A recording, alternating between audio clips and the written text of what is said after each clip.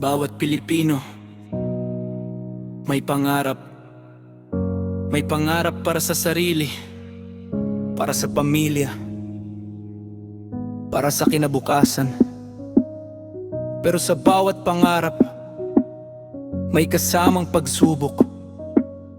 At sa bawat pagsubok, may isang desisyong kailangan mong gawin. Susuko ka ba? O lalaban ka? Kaya kahit mahirap, kahit ilang beses kang madapa, bumangon ka. Isang pangarap, isang laban.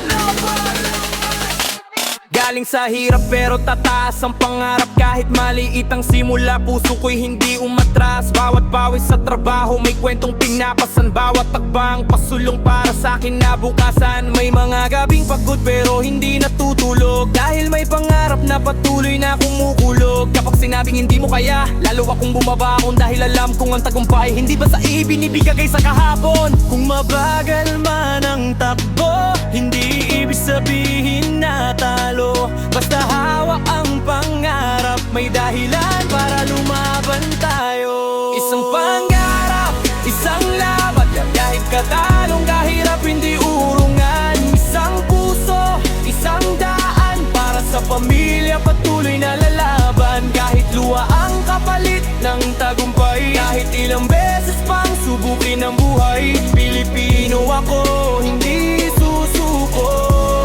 Pangarap ko'y aabutin ko. Walang shortcut, kailangan ng tiyaga. Kung gusto mong umangat, magsimula ka sa gawa. Hindi hadlang ang kahapon sa bagong umaga. Basta may lakas kang bumangon, may pag-asa pa. Sa bawat pagkatalo, may aral na dala. Sa bawat pagkadapa, may bagong simula. Hindi mahalaga kung gaano kabagalang ang mahalaga. Hindi ka tumigil sa paglalakbay. Pagod, pahinga, bagsak, bangon, bigong muli, pamuli, subok uli. Walang atras, walang tako, walang susuko, dahil ang pangarap pinaglalaban.